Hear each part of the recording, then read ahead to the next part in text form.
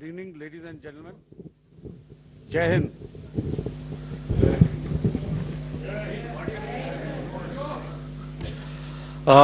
Welcome to this special press conference on Operation Sindoor.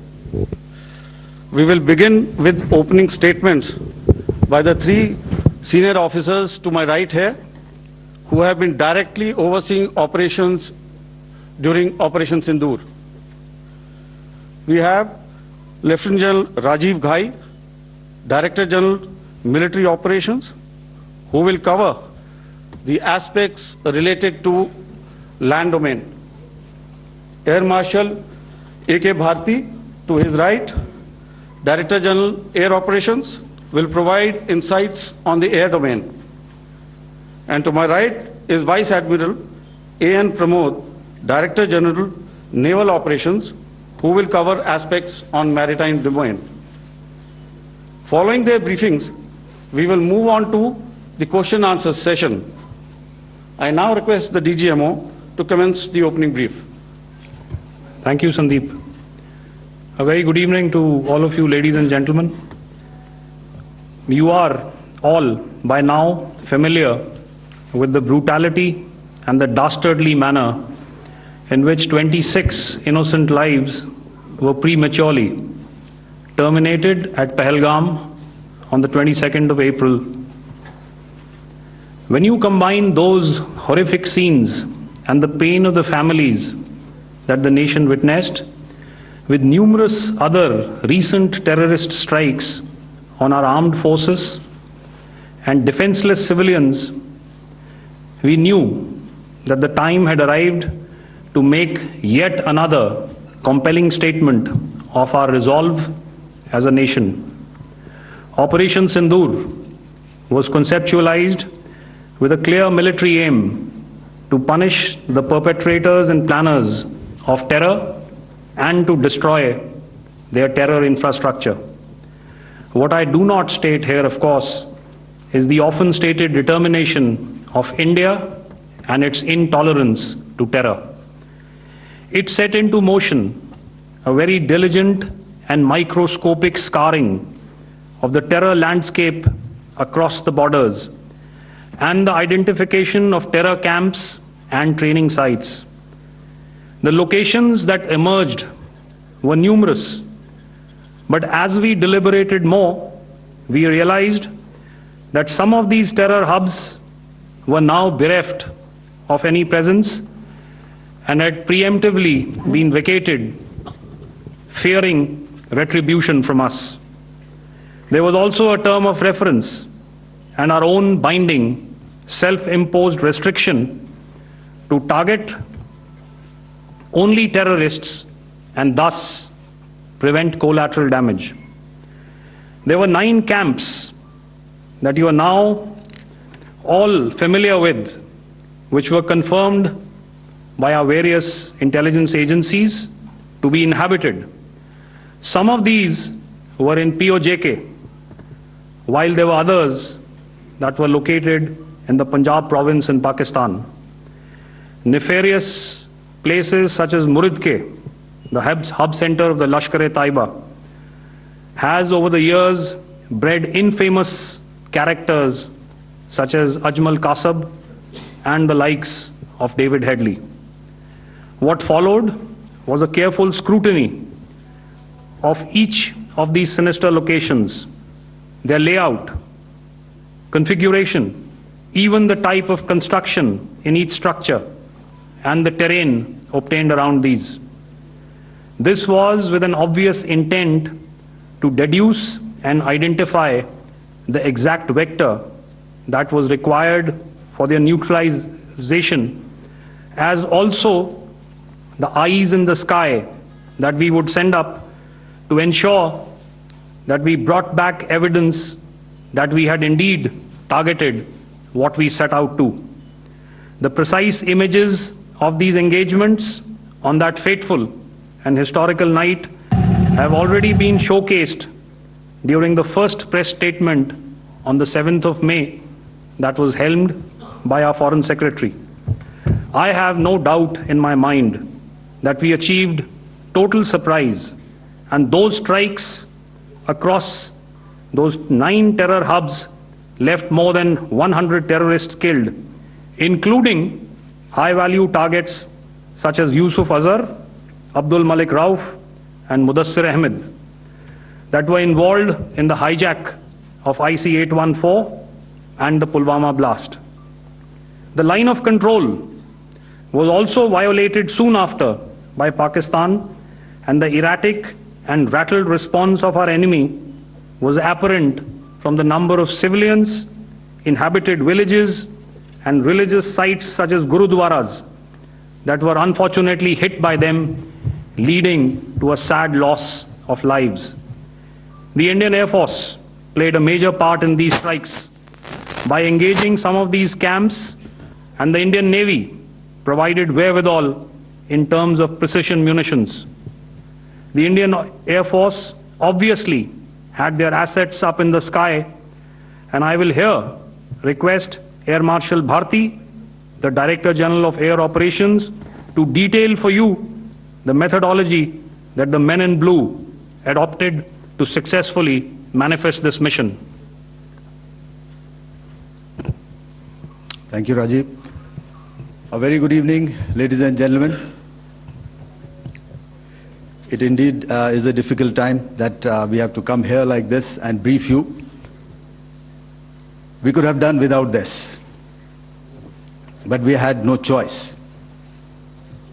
As the DGMO has detailed, the event was precipitated by the dastardly act at Pahalgam.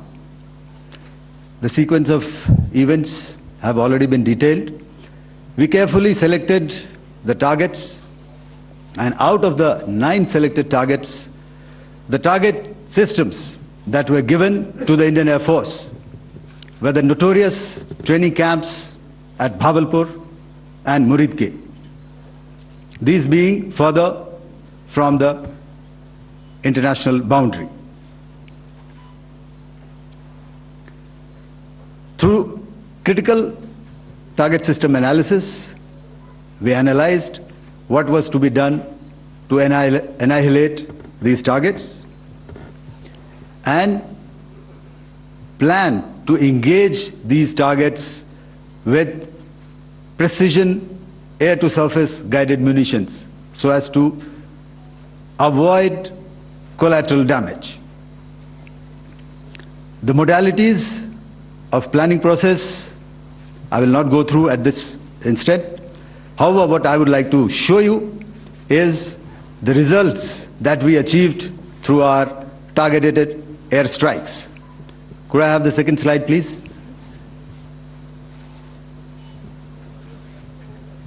Yeah, change, please.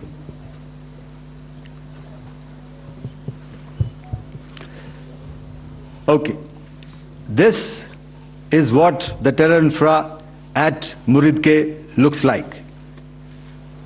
If you see, north is as indicated, and to the right is east, where the international boundary lies. Could we have the next slide, please?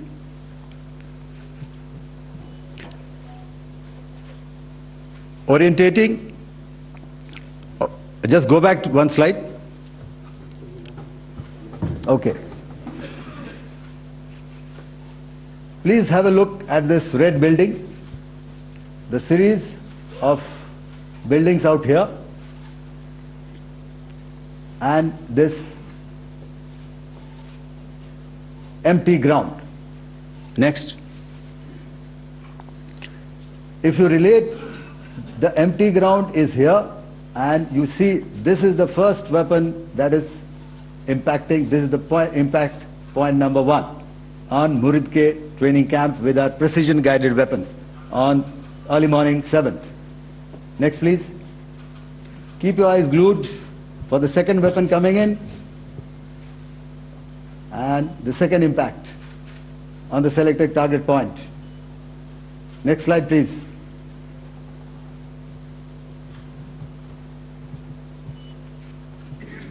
Third weapon, third impact. Continue. and fourth weapon, fourth impact. So through these targeted and precision targeting, we addressed the target at Muridke, which was the turning infrastructure. Can you hear me? All right. Okay, I'll come closer to the mic. Now we go to the next target, which is the Bhavalpur training camp. Next slide, please. Okay, just wait. So the effect, if you see, the impact point, if I can point out, this is the impact point. The ammunition has gone through the roof and it has created a blast inside, the photographs of which you would have, all of you would have seen. And the red building, after that there was this double-story building. It has been completely decimated by precision targeting. Next, please. The target system, which was in the north, a series of buildings. I will show you how it looked. Next. Completely destroyed by our precision targeting. Next. Now coming to Bhavalpur, this is the target complex that we are dealing with, a fairly large target complex. So we had to carefully choose the points that we needed to address, which were high value and which would meet our stated objectives of eliminating the terrorists. I would like to draw your attention to this red canopy, and in relation to that I would cover the targets. One target system is a series of buildings here, other one here, and other one out here. Next slide, please. This is how it looked before, and this is how the building looked after the impact of the weapon, and orientation in relation to this red canopy you can see here. Next, please. Before, next, and after. The roofs have completely collapsed. Next. This is the target system. Next. Precision targeting, and we have achieved our objectives here. Next. All right, so that was what we did on the 7th. Our objective was to address these two terrorist camps, and that we did with precision. And thereafter we maintained a robust air defense posture, because remember, our objective was to target the terrorists and terrorist infrastructure, not any other infrastructure, not the Pakistani military, not the Pakistani any other infrastructure. So that is what we have maintained on the 7th of May. However, what we saw in the evening of 7th of May, we were saturated with a raid of Pakistani unmanned aerial vehicles and small drones. And these came in waves in our civilian areas, over our military installations, and all of them were successfully intercepted. Few of them did manage to land. However, there was not much damage that they did. And we have our robust counter-US hard kill and soft kill systems which did the job. However, the difference here was that we had targeted the terrorists. The adversary now has targeted our civilians and the military infrastructure. So it had to be responded to.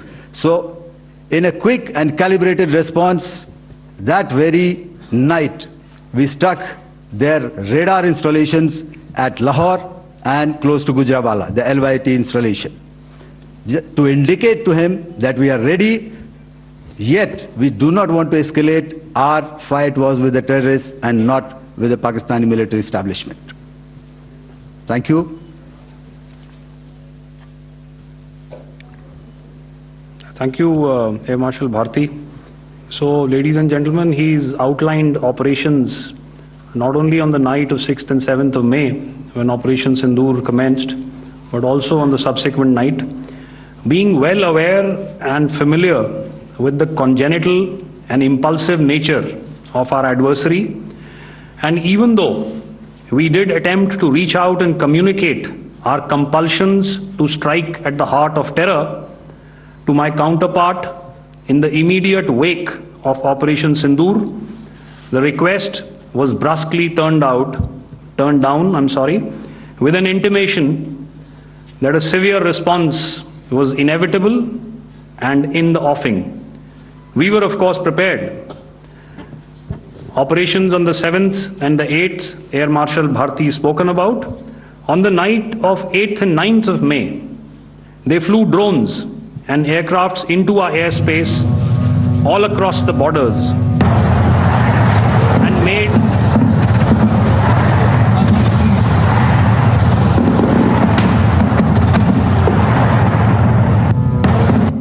and made largely unsuccessful attempts to target numerous military infrastructure.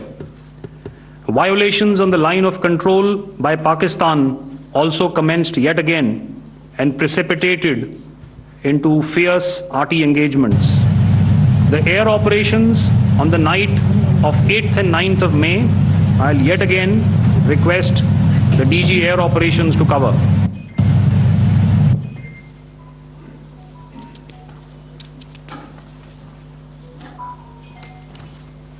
So I just covered what happened on the night of 7th and 8th. What we found that on the night of 8th and 9th, starting as early as 22:30 hours, our cities had a mass raid of drones, unmanned aerial vehicles, UCAVs, starting right from Srinagar, going down right up to Nalia. It was a mass raid in waves and it was relentless. However, we were prepared and our air defense preparedness ensured that there is no damage on ground or to any of the intended targets that the enemy might have planned for. The difference between 7th night and 8th night was that on 7th night he sent in his Jihad class of UAVs, however, these UAVs can go some distance, they are armed. However, on the 8th, less numbers of armed UCAVs were there or UAVs were there, and more numbers of quadcopters, maybe for surveillance or just for harassment of civilians. This continued till midnight. Our air defense preparedness ensured that there was no damage on the ground, either to the military installations or to the civilians. However, the enemy had yet again shown that he wanted to up the ante and he wanted a fight, and we were up to the task. In a measured and calibrated response, we once again targeted his military installations, which included his SAM sites at Malirkant. This also included his surveillance radar sites at Lahore and close to Gujranwala. These were suitably addressed, and thereafter his drone attacks continued even till morning, which we countered, and during the daytime there was some respite. Here I would like to bring out another aspect. What we found was that while the drone attacks were being launched from somewhere close to Lahore, enemy had allowed his civilian aircraft to also continue to fly out of Lahore. Not only his own aircraft but international passenger aircraft, which is quite insensitive, and we had to exercise extreme caution even at the cost of some tactical disadvantage to ensure that there is no damage to any of the civilian aircraft. And this was also brought out in our press briefing during the day. So I will now hand over to my colleague to cover the events of 9th onwards. On land, we also undertook certain measures such as deployment of air defense and electronic warfare assets to establish an integrated grid with the Indian Air Force, and I have seen and heard some of you wax eloquent about the benefits of such an architecture when it comes to negating and combating air intrusions. We also carried out deployment to include movement of our forces in the land, sea and air domains. The night of the 9th and the 10th of May saw similar intrusions by drones and aircrafts, and this time there was a concerted effort to target airfields and some very, very important logistic installations, albeit yet again unsuccessful and denied gallantly and efficiently, I must say, by the integrated Indian Air Force and Indian Army Air Defense. We further strengthened our deployment and also initiated some pressure points to send a very clear and unambiguous message to the other side to desist from any misadventures on land. Some of the airfields and dumps saw repeated attacks in waves from the air. All were thwarted. The Pakistan Army has reported to have lost approximately 35 to 40 personnel in artillery and small arms firing on the line of control between the 7th and the 10th of May. What the other side had probably also not reckoned with was the speedy and precise turnaround and hit back by the Indian Air Force. And I will yet again ask Air Marshal Bharti to speak about these significant and game-changing strikes. I will thereafter request Vice Admiral Pranod, my colleague and Director General of Naval Operations, to tell us about some very telling naval maneuvers in the Arabian Sea that exerted pressure on the night of 9th and 10th of May. Over to you, sir. Thank you. Commencing about 2000 hours, that is 8 p.m. local time, on 8th of May, several Pakistani unmanned aerial systems, drones, combat vehicles attacked multiple IF bases. These included Jammu, Udhampur, Pathankot, Amritsar, Bhatinda, Nal, Dalhousie, Thois, Jaisalmer, Uttarlai, Falodi, Nalia. These were almost simultaneous and they came in waves. All our AD guns and other systems were waiting for them. All these waves were neutralized by our trained crew using the air defense systems that they have, and also some of them were utilized using our legacy systems like Pechoras and IF Summer, which we have recently acquired. And some were neutralized by the Garud snipers. There was no damage on ground from these incursions and these mass raids, if I could call them, from the Pakistani side.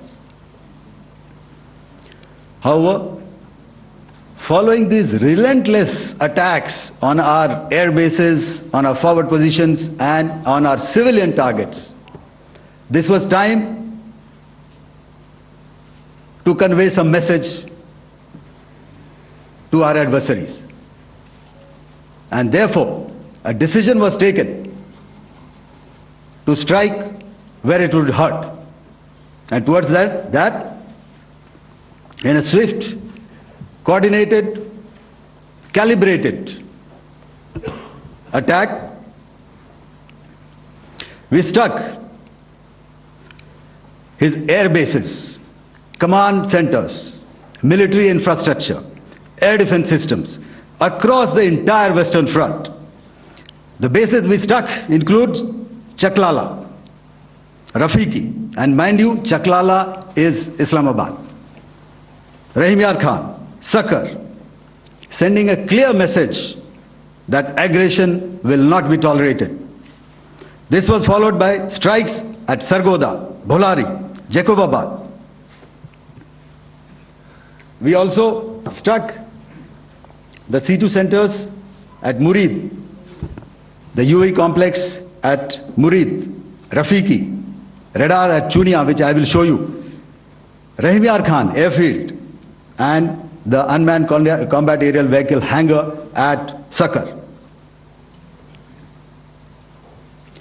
I would like to reiterate here that we have the capability to target every system at these bases and more.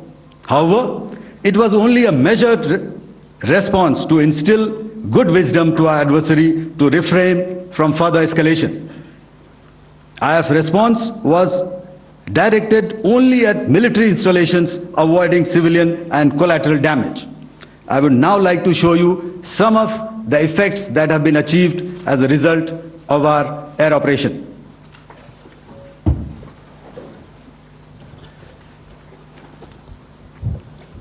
Here is the Pasrur air defense system, if you could see. Zoomed up view, this is the radar mounted on a high tower. And after the strike,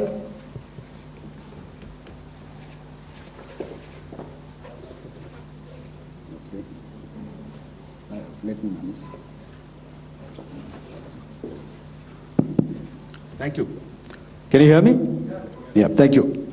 And after the strike, this is what has happened. This radar has been taken out, completely burnt. Next slide, please. The Chunia air defense radar, which was taken out on 7th and 8th. This is the radar site. A blown up photograph, once again, on a tower. Not very clear, but what you see very clearly is the after effect after we have struck. The radar head has been completely decapitated. Next slide, please. Arifwala air defense radar.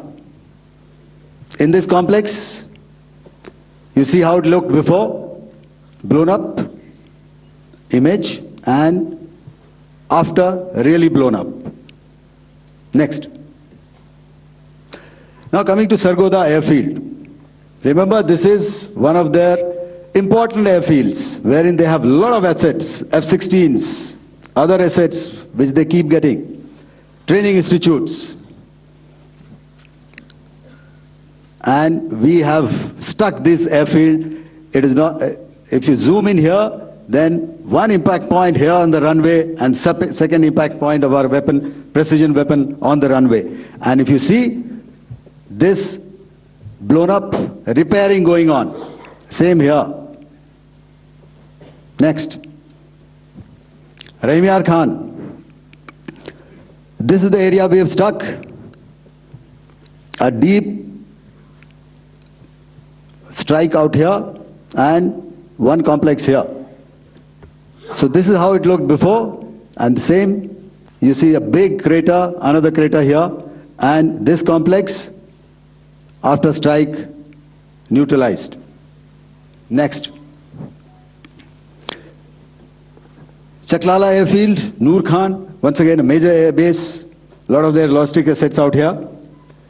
This was the chosen complex that we intended to strike and convey a message. Next slide, please. This is how it looked before, and this is how it looked after our strike. Next. Sakar. We chose the radar site at Sakar.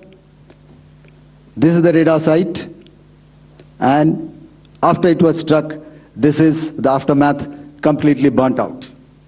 Next, please. Aircraft shelter. This is how it looked before the strike, and this is how it looked after the strike. The roof of the buildings completely caved in and burnt. Next. Bolari airfield, aircraft hangar. This is how it looked before, and this is how it looked after the precision strike. Next. Jacobabad, aircraft hangar, and this is how it looked after. Next. So what I'm trying to convey here, ladies and gentlemen, is to start with Our fight was neither with the Pakistani military nor with anybody else who's there on the other side. Our fight was with the terrorists. We neutralized the terrorists that we selected to be neutralized, and thereafter we only maintained the air defense posture. However, we were relentlessly pounded by waves after waves, night after night, by his UCAVs, by his drones, and by his other unmanned aerial systems. And that left us with no choice but to retaliate, and yet our retaliation was calibrated, it was graduated, and it was proportionate. Thank you.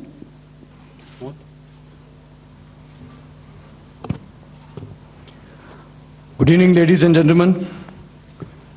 In the aftermath of the cowardly attacks on innocent tourists at Pahalgam in Jammu and Kashmir by Pakistani-sponsored terrorists on 22nd April, the Indian Navy's Carrier Battle Group, surface forces, submarines and aviation assets were immediately deployed at sea with full combat readiness in concert with the joint operation plan of the Indian Defence Forces. You may be aware that we tested and refined tactics and procedures at sea during multiple weapon firings in the Arabian Sea within 96 hours of the terrorist attack. The aim was to revalidate our crew, armament, equipment and platform readiness to deliver various ordnance on selected targets precisely. Thereafter, our forces remained forward deployed in the Northern Arabian Sea in a dissuasive and deterrent posture with full readiness and capacity to strike select targets at sea and on land, including Karachi at time of our choosing. The forward deployment of the Indian Navy compelled Pakistani naval and air units to be in a defensive posture, mostly inside harbors or very close to the coast, which we monitored continuously. The Indian Navy maintained seamless maritime domain awareness throughout the duration and was entirely aware of the location and movement of Pakistani units. In effect, we had and continue to have good battle space transparency using our maritime domain awareness grid. As you are aware, our response has been measured, proportionate, non-escalatory, and responsible from day one. Accordingly, the calibrated approach considered all options, including the ability of the Indian Navy for offensive action from and at sea. As part of this escalation control mechanism, the application of force by the Navy was planned in a synchronized manner in coordination with the Army and Air Force, the highlight being teams from the three services working closely in an integrated manner. Along with the kinetic actions by the Indian Army and Indian Air Force, the overwhelming operational edge of Indian Navy at sea contributed towards Pakistan's urgent request for a ceasefire yesterday. As we speak, Indian Navy remains deployed at sea in a credible deterrent posture to respond decisively to any inimical action by Pakistan or Pakistan-based terrorists. Thank you. Samno Varna, Jai Hind. Now I'll hand over to Director General Military Operations for further proceedings. Ladies and gentlemen, on the 10th of May, in the morning, even as we were getting into a huddle to wargame the events of the previous night, a routine exercise, I received a message on hotline from my counterpart in Pakistan seeking my willingness to communicate. Since our initial aim was to strike at terror camps, and all our actions in the subsequent days were in response to the intrusions and violations by the Pakistan Air Force and its army, it was decided that I would indeed speak with my counterpart. You are already aware, I've seen it being covered on national television, that my communication with the Pak DGMO was conducted at 15:35 hours yesterday and resulted in cessation of cross-border firing and air intrusions by either side with effect from 1700 hours 10th of May, after he proposed that we cease hostilities. We also decided to further speak on the 12th of May, that's tomorrow, at 1200 hours, to discuss the modalities that would enable the longevity of this understanding. However, disappointingly, and must I add, expectedly, it took only a couple of hours for the Pakistan Army to violate these arrangements by cross-border and across the line of control firing, followed by drone intrusions across the expanse of the Western Front through last night and in the early hours of the morning today. These violations were responded to robustly and dealt with as they must be. We have earlier today sent another hotline message to my counterpart highlighting these violations of the understanding between the DGMOs on the 10th of May and our firm and clear intent to respond to these fiercely and punitively, if repeated tonight, subsequently, or later. In this regard, I must inform all of you that the Chief of Army Staff has earlier today conducted a security review and has granted full authority to our Army commanders for counter-actions in the kinetic domain in case of any violation by Pakistan. In the end, I pay my solemn homage to my 5 fallen colleagues and brothers from the armed forces and civilians who have tragically lost their lives in Operation Sindoor. Our hearts go out to the bereaved families, and we express our solidarity to them in this lifetime and beyond, at this grave juncture in their lives.